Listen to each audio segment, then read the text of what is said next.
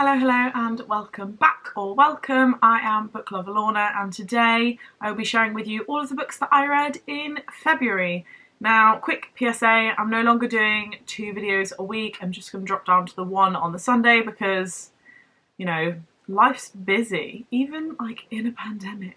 And there's other things I want to do as well. So, you know, we're finding a happy medium. 2 videos a week is a little bit stressful. So I enjoy it more if I do 1 a week. So we're going back to just Sundays. Now, back to my February wrap up. The books that I read in the month of February is obviously a shorter month, only 28 days, but have done quite well. It wasn't that well until like the last few days, to be quite honest with you, and I caught up a little bit. Now, obviously my, goal for each month is to read 8 books, and at the beginning of this week, I think I was on 6. So, you know, I'm looking at what I've read. Yeah, I was a little bit behind. And somehow in this last week of the month, I have clawed it back. I've clawed back a victory. So I have read this month 10 books. I keep looking over there because that's where my books are. I have read 10 books this month. There have been 2 Kindle books, NetGalley books which are not yet released. And then 3 graphic novels. So your gal Lorna has read her first graphic novel, which was very interesting. So I guess I'll just take you into them. So the first book of the month was The Whole Truth by Cara Hunter. Now this is a book that I got through NetGalley and is not yet out. I want to say it's out in March. Should we check that just in case?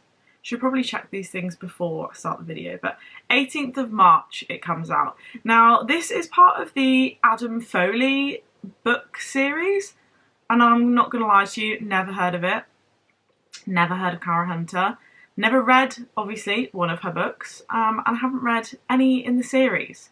But I saw people being like, oh my goodness, it's on NetGalley, this is gonna be amazing, so I was like, okay. I'll request that. So I did, and I'm very glad that I did, and now I need to read the other books in the series, so I need to go backwards. So, you know, oops. But it was so good. I really enjoyed it. It was, if you don't know anything about the series, it's like a detective group. A group of detectives, that's better. And it's like a crime book. There's a few laughs in there. There's a little bit of a deeper meaning in certain places. But yeah, I really enjoyed it. So that one is out on the 18th of March. I gave it 5 stars. And I think it's number 5 in the series. So I've got quite a lot of making up to do.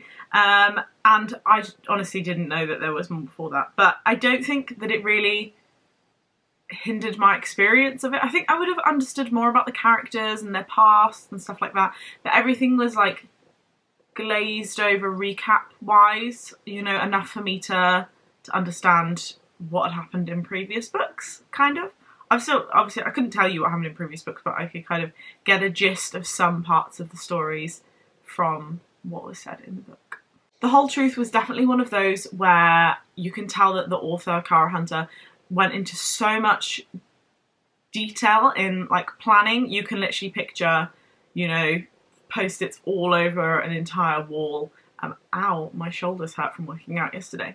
Oh, this all. You can tell that she just went into so much detail, and it was the kind of book when you're reading it that if someone spoke to you, you would give them the death stare of like, why are you speaking to me? This book is really good, just need to leave me alone because I need to concentrate. It was one of those, so definitely recommend that one. The next book that I read this month was The Summer Seekers by Sarah Morgan, which isn't out until May. I want to say the 18th of May, I think. Now, I have other books which are coming out on NetGalley. I got this one through NetGalley. I have other books that are coming out from NetGalley before the 18th of May, but I just really fancied reading it, and I'm quite glad I did. I gave it 4 stars. So basically it's about this older lady, Kathleen, and this younger lady, Martha, and essentially Kathleen wants to go and road trip across America for a multitude of reasons. And she hires Martha as her driver because Kathleen can't drive. So they go to America, they hire a car, and they drive across, I can't remember what route it was, the route the route something. Yeah, I can't remember what road it is. But they do, you know, a big old road trip. And it was quite good because Sarah Morgan's books, quite often the main theme is romance. And this one was a little bit different. There was a tiny bit of romance in there, but not really a lot. And that took quite a lot of a back seat, which was quite nice as a bit of a change from her books. It was more about friendship and kind of discovering yourself, looking, you know, into closing doors in your past, things like that. So I really did enjoy it, and I definitely recommend it. It did feel a lot like I was on my own American road trip. So particularly, you know, in the old pandemic, if you want a bit of an escapism and to feel like you're on holiday, I definitely would recommend giving that one a read when it comes out, because, well, I mean, by May, hopefully, well, I don't believe what I'm saying, but hopefully, you know, there might be a bit of a difference in the world. Not that I believe that, but, you know, trying to be positive. So yeah, definitely, you know, pre-order that one. Really, really enjoyed it. Nice. I think it would be nice, you know, as a bit of escapism, but also when I sat by the pool. It's just very easy reading. There's a few laughs in there. There's a few things that pull on your heartstrings. Mostly more laughs, to be quite honest. It's bit more of a laid back, relaxed book. Even the more serious scenes have like an element of like, haha, that's funny to them. So yeah. Okay, now we go on to my paperbacks. So started the month with 2 Kindle NetGalley books, and then from there on out it was paperbacks that I owned. So next we had the Queen's Gambit, which was actually gifted to me this month as part of a Valentine's gifting exchange thing. Don't know what they're called, that I was part of. So the Queen's Gambit by Walter Tevis, is that right? Walter Tevis, yeah. I don't even pay attention to who writes half of these books. So this was amazing. I'm sure lots of you have watched the series on Netflix, and I actually haven't yet, but I really, really enjoyed this. If I had the time when I was reading it to sit and devour it in one session, I would have, but I didn't, so I think I did it over 2 days. I was just so absorbed into it. It's just so interesting. So if you don't know about it, essentially there's this young girl, Beth, who becomes an orphan. So she gets sent to this orphanage. At this orphanage, they supply the children with these sedative pills, essentially, to, you know, give them a better disposition.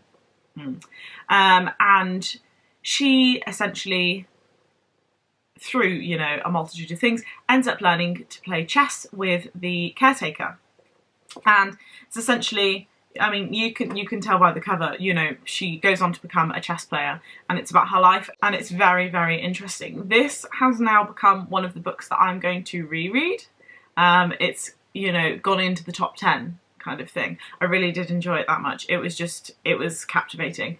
I haven't watched the series yet. That's because I've been watching a lot of Agents of S.H.I.E.L.D. Marvel. I did put it on the telly, like when I was getting sleepy, and to be quite honest, I watched half an hour and I was falling asleep, so I stopped it and I haven't watched it again.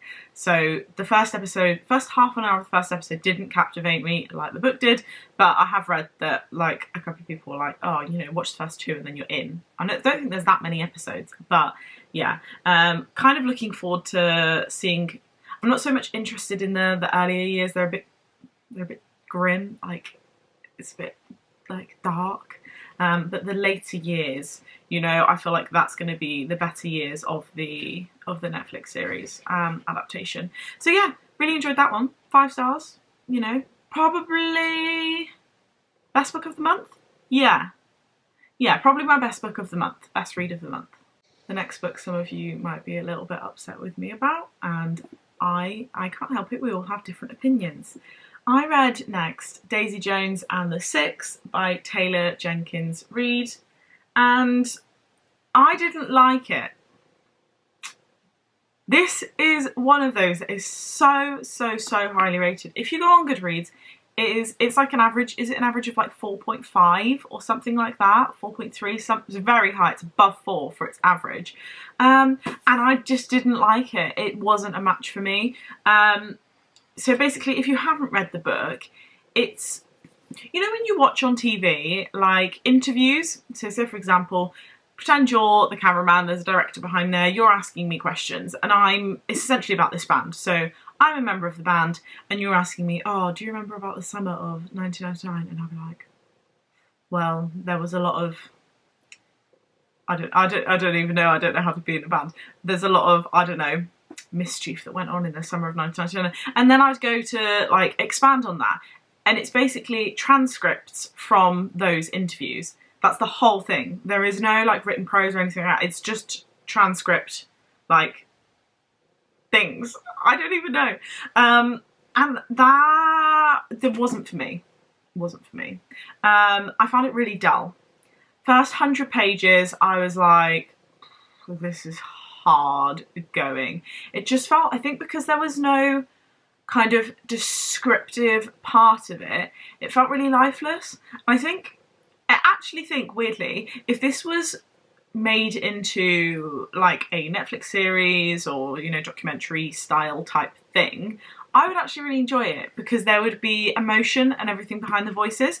But the way that this is written, I just couldn't put my own emotion into the words, which just made it even more lifeless than I already thought it was, because I couldn't put the emotion into what people were saying. And it was very frustrating. And I'm really disappointed that I didn't like it like everyone else did. Kind of sad. The must-read book of the summer.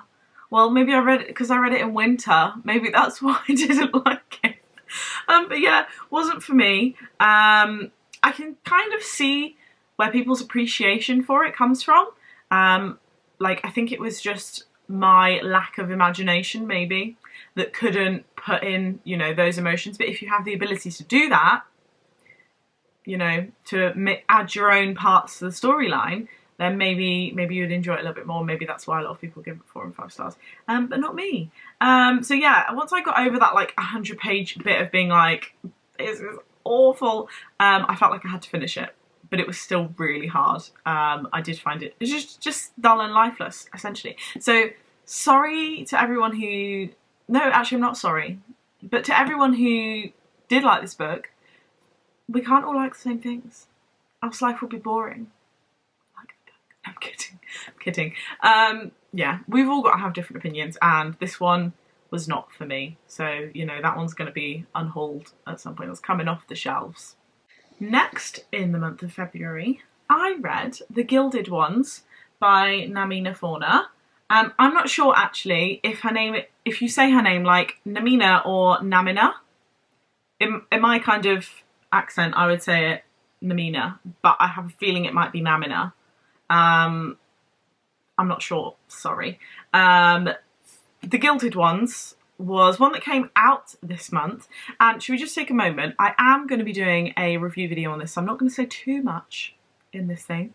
I will go into more detail in my review video, but look at this. How pretty is this? It's so pretty. I love it, it's gorgeous. Although my gold has started to come off a little bit from me reading it with my grubby hands. So this one I gave 5 stars, very good book, very well written. I think that's all I'll say. If you want to know more, go and watch my review video, which is not up yet, but it will be up in the next couple of weeks. So watch this space. Next, I read In 5 Years by Rebecca Searle. This is a book that I will not be picking up again. I gave it 3 stars. It wasn't for me. Like, by the end of it, I could kind of have an appreciation for where the story was going. But it didn't really, I don't know. It took about 100 pages for me to start feeling anything from this book. I mean, it's like a 300-page book. It's 240 pages. So consider it took me basically half the book to feel much from it. I just think that I didn't really like the storyline. So I don't want to spoil anything. What does the blurb say? Okay, so basically this woman, she goes to sleep one night and she dreams of a night 5 years in the future. I just don't want to, I want to check what the blurb says so I don't spoil anything. Where she is engaged to another man than she is currently engaged to. And it's basically like her life leading up to that 5-year mark. I just, yeah, it wasn't for me. I don't know whether it was the writing style or the storyline. By the end I was like, okay, I have an appreciation for it, but I still didn't love it. But I think that's because of a kind of subplot that went alongside that. So yeah, won't be picking up that one again, but it's been ticked off my TBR. So glad I read it, won't be reading it again. That one, it will also be unhauled. Next in the month I read, or reread, P.S. I Love You by Cecilia Ahern. Now, this wasn't what I remembered. Well, it was, but I didn't enjoy it like I remembered. So I first read this 7 years ago on my Kindle app when I first was getting into reading. Not on my Kindle app, on my Kindle actually. I had a Kindle at the time. I think I was away in like France when I read this. Oh, imagine being able to go on holiday. And it, yeah, I just remember really enjoying it and being like, wow, this is so powerful. And now my second time I've read it, I think I gave it like 5 stars before. I would have given it 5 stars if I had to rate it something. This time I've given it 3. And the reason I read it, or reread it, was because I want to read Postscript, which I have. It's actually behind here. I want to read that. So I had to reread P.S. I Love You because, I'm not going to lie to you, I couldn't remember what happened. I knew that he was writing our letters, but that's all I knew. That's it. So I had to give this a reread. Now, I do think that reading it now, maybe because I was reading it as a reread, it just felt like it was being drawn out. There was a lot of description. Like, it wasn't just like, you know, she walked through the beautiful park. It was like she took step by step on the gravel path, past the trees, through the people-filled park. It wasn't quite that bad. You can tell I'm not an author, but it felt very over-described, and it just felt like it could have been done in 100 less pages. This is like a 500-page book. It is hefty. Yeah, it's almost 500 pages, and I thought it could have been done in less. So I'm kind of sad that I didn't enjoy it as much as I did the first time. We'll see next month what I think of Postscript, because that'll be in next month's reads now. But yeah, it's sad. And I think this is one that you should read once and then not read again. Just a side note also, the film, they're not the same. You can't even compare, because this is still way better than the film. I've seen the film a couple of times and it's shocking in comparison to this. So don't even try and compare them, because yeah, it's not going to end well. My camera stopped recording and I don't know when it stopped recording. So let's go back. So the last 3 books that I read this month are the Heartstopper series by Alice Oseman. Now, I saw quite a few people reading these and I was like, ooh, everyone's really enjoying these. So instead of just ordering 1, I ordered all 3, and I'm very glad I did, because I just sat and read them each one in one sitting. I actually read 2 and 3 both in the same day yesterday. They're very enjoyable. So they are graphic novels, and essentially they're about Charlie and Nick and their romance kind of blossoming in secondary school, high school, whatever you want to call it. So essentially, like, their main message is about, like, you know, coming out with your sexuality as a teenager. Then it's obviously the dramas of like high school, secondary school. And then in the further books there are elements of like eating disorders, stuff like that. And it's very interesting. And I think maybe it's just because this is my first reading of graphic novels, but I think it's very impressive to be able to get so much into something which is, if you just had the words, there wouldn't be a lot, you know, it wouldn't be very many pages, but with the visuals and everything, you can kind of see what's coming in certain aspects and, you know, what's going to be said. So if I just show you a page, so there are some pages which have got like not a lot of writing on. There's a little bit of like, what's that, text speak? Yeah, so texts up here, those are texts. And then on the other side, there's barely any writing. But then, say for example, I mean, that page is just them playing in the snow. There's no writing at all. Where's a page with some writing on?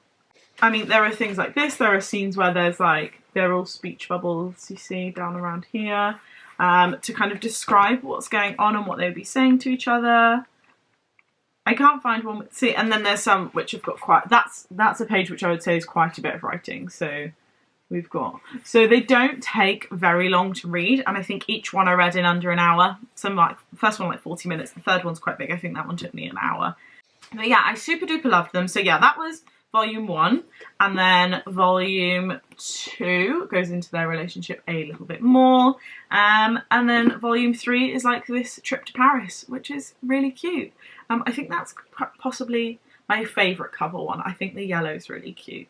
But yeah, now I like graphic novels, so if anybody has any more suggestions of graphic novels to kind of get into, please can they be as good as this, because these are amazing and I love Alice Oseman now. Please send the recommendations my way on Instagram or in the comments, because you know that would make me really happy. So yeah, really enjoyed that. The only sad thing is that each of these cost me £9. And it was like 3 hours worth of reading. So cost per read, not great. So definitely gonna have to reread these bad boys, or at least make other people read them as well through my recommendation and lend them to them, because it's, you know, yeah, they're expensive for the use that you have of them. So those are all the books that I read this month. For the 10 books that I read, we've had 6 5-star. We've had 1 4-star, yeah, 1 4-star, and we've had 2 3-stars and 1 2-star. So overall quite a varied month, but I would say good on the 5-star front. That's been quite good. 6 5-stars. Am I really? 1 2 3 4 5 6. Yeah, which has happened because of these, let's be honest. If I didn't read those, then it wouldn't be quite so good. But yeah, those are the books that I read in February. Obviously next month Postscript is going to be one that I read, but I don't know what else I'm going to read really. I've got a lot of books. Well, you already know this. I've got a lot of books that I want to read, but it's just so difficult to pick which ones I want to reach for. We'll see. I don't know. I'm going to be going back to work properly soon, no furlough, so, you know, RIP me and my reading, but I'm very ahead at the moment. I'm like 9 books ahead of my schedule, so we're doing well. We're doing well. But yeah, that'll be the end of this video. I hope you enjoyed. Like I say, let me know any recommendations for graphic novels, because I really want to read some more of those. Anyway, thank you very much for watching. Happy reading, and I'll see you all soon. Bye!